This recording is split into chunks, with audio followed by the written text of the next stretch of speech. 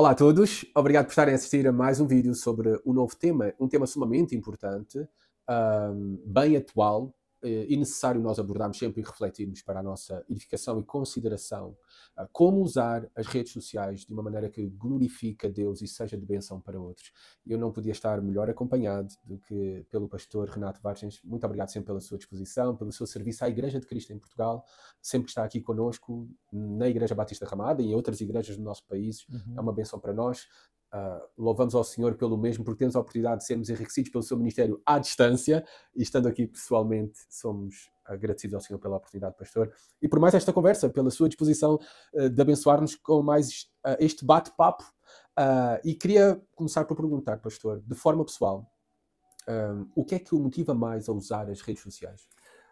Olá, pastor Tiago, mais uma vez, uma alegria poder participar desse bate-papo, dessa conversa e tratar de um assunto difícil, ao mesmo tempo nevrálgico, importante nos dias de hoje, visto que as redes sociais acabam ocupando o tempo, a mente e o coração de muita gente, né? Eu sou muito ativo nas redes sociais. Na verdade, em todas elas eu tenho aproximadamente 500 mil de seguidores e pessoas que não somente me seguem no Brasil, mas na Europa, em África, as Américas do Norte, Central, Sul, enfim, né? E eu tenho visto que as redes sociais são ferramentas para a expansão do Evangelho, pregação das boas novas da salvação eterna. Mas como tem um amigo meu, como diz um amigo meu lá no Brasil, as redes sociais são uma faca de dois legumes, né? Ele faz uma brincadeira, né? Porque ao mesmo tempo que ela pode ser usada para a glória de Deus, ela pode ser usada para questões extremamente complicadas, para polêmicas, para incentivo à glória humana, para enriquecimento de conceitos e de valores extremamente antibíblicos e, ao mesmo tempo, a desconstrução de valores que nos são caros. Então, quando eu uso as redes sociais, eu tento sempre fazer isso pensando na perspectiva da glória de Deus. Será que o que eu estou fazendo, ele glorifica a Deus? Ou será que eu faço isso muito mais numa perspectiva do entretenimento? Ainda que não seja errado você publicar alguma coisa relacionada ao entretenimento, ou será que eu tenho usado isso para a glória de Deus? O que a gente vai ver hoje, em contrapartida, é muita gente usando as redes sociais, não nessa perspectiva, mas no intuito, no desejo de alcançar fama para si mesmo, né? Ou tentar fazer célebre o seu nome, ou tentar fazer com que as pessoas reconheçam e vejam nele ou nela algumas percepções, às vezes, que parecem com percepções relacionadas a Deus. Deixa eu tentar explicar isso de uma forma mais clara. As redes sociais, elas nos impõem a tentação de que nós podemos ser como Deus através, por exemplo, da onisciência. É interessante que antes das redes sociais, a gente ouvia a notícia de um terremoto, por exemplo. Muito rapidamente, obviamente, por causa dos meios de comunicação, mas não era ao mesmo tempo. Porque um terremoto que sacode uma cidade ou que faz com que haja um abalo, um sismo violento numa cidade, sendo filmada por uma pessoa no local, na mesma hora está sendo assistida por alguém que está do outro lado do mundo. Então, a sensação que tem é que o sujeito parece que ele consegue estar em todos os lugares ao mesmo tempo. Omnipresente e omnisciente. Exatamente, o que é muito perigoso. Então, a gente precisa entender que elas são ferramentas, mas não são ferramentas que tentam fazer, ou que podem ser usadas para fazer de cada um de nós um tipo de divindade. Mas são ferramentas que precisam ser usadas, podem ser usadas para família, para entretenimento, para vínculos, para relacionamentos mais próximos e profícuos, mas ela deve ser exclusivamente usada para a glória de Deus. Que conselhos práticos, pastor, para usarmos as redes sociais também? Não há nenhum problema, eu concordo com o pastor, de usarmos até para entretenimento, coisas banais, partilhas apenas de viagens familiares, memórias e tudo, não há nenhum problema sobre isso. Mas como também sermos intencionais, usando este alcance que nós temos dos nossos seguidores, não é? Amigos nas redes sociais, digamos assim, para edificar, para encorajar, para glorificar a Deus e também não promover a nossa imagem.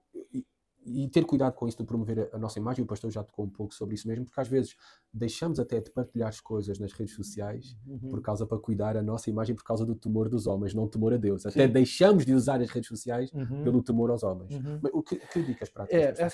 Realmente é muito complicado, porque como seres humanos, nós sempre somos tendenciosos a querer receber os louros da vitória, ou a exaltação ou reconhecimento das pessoas.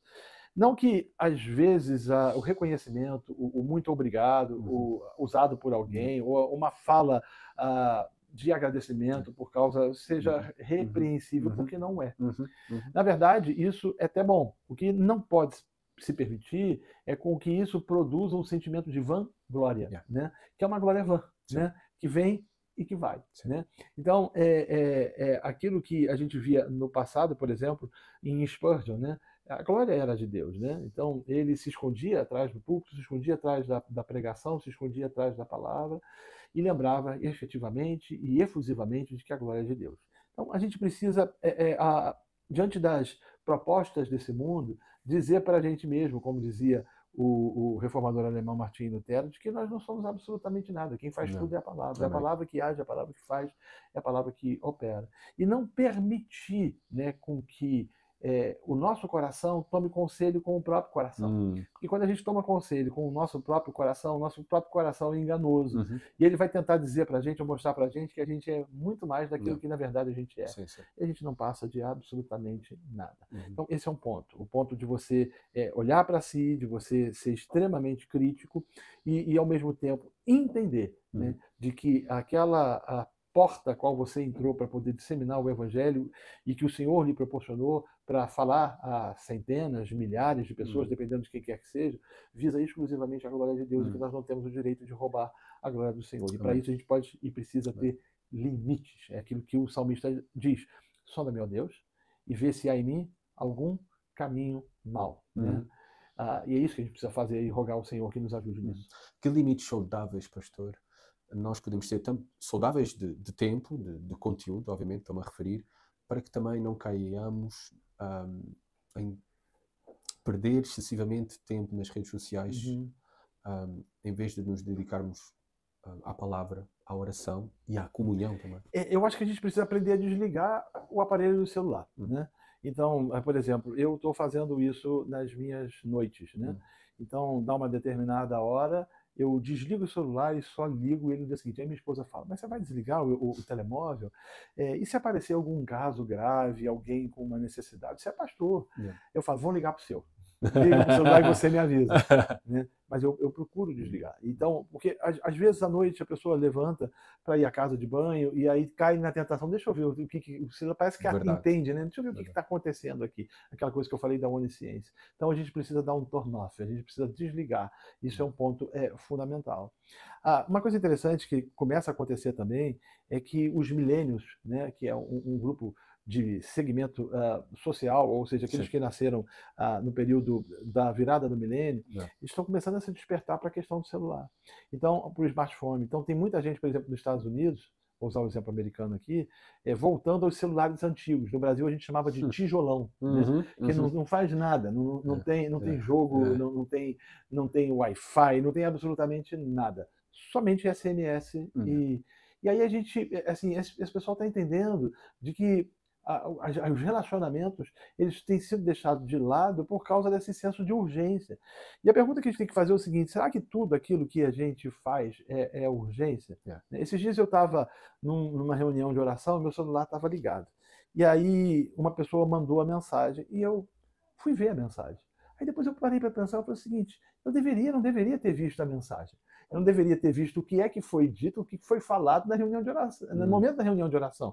Eu tinha que ter desligado o celular. Só que a gente vive num tempo em que o celular ele se transformou num órgão do corpo. Ele parece que faz parte do seu corpo. E aí essa questão de você dar um Google tudo, e agora com a inteligência artificial ainda é pior ainda, né? Você vê um assunto e aí você pergunta para a inteligência artificial ou no X para o Grok: o que é isso? Né? O que isso significa? Né? Qual o sentido disso? E é interessante que as pessoas vão até perdendo o hábito de consultar aqueles que deveriam. No Brasil tem um ditado que se diz: cada macaco no seu galho, ou seja, cada pessoa na sua área. E aí, através dessa inteligência artificial ou desse contato com o celular, a gente procura respostas, recebe respostas, e a gente acha que as respostas que nós temos são melhores e superiores às respostas, por exemplo, de um médico. Então, isso mostra essa independência, de certa forma, essa dependência, melhor dizendo, e essa arrogância. Né, proveniente de alguém que acha que sabe tudo. Então, saber desligar, isso vale a pena ser feito isso. né, desligar o celular para usá-lo, ou o telemóvel, como se fala em Portugal, né, da melhor forma possível. Muito bom, pastor. Muito bom. Obrigado. Excelente conteúdo já neste vídeo. Estou seguro para todos aqueles que estão a assistir e também se estão a ser encorajados, edificados, abençoados e conduzidos a pensar seriamente como usar as redes sociais para a glória de Deus. Compartilhem também com outros para serem abençoados com este conteúdo, esta conversa tão agradável, pastor. Foi um prazer novamente estar com o pastor. Agradecemos e esperamos por si numa próxima vez, pastor. O prazer foi meu, uma alegria enorme poder compartilhar desse tema com os irmãos. Muito obrigado. Muito obrigado. Até um próximo vídeo.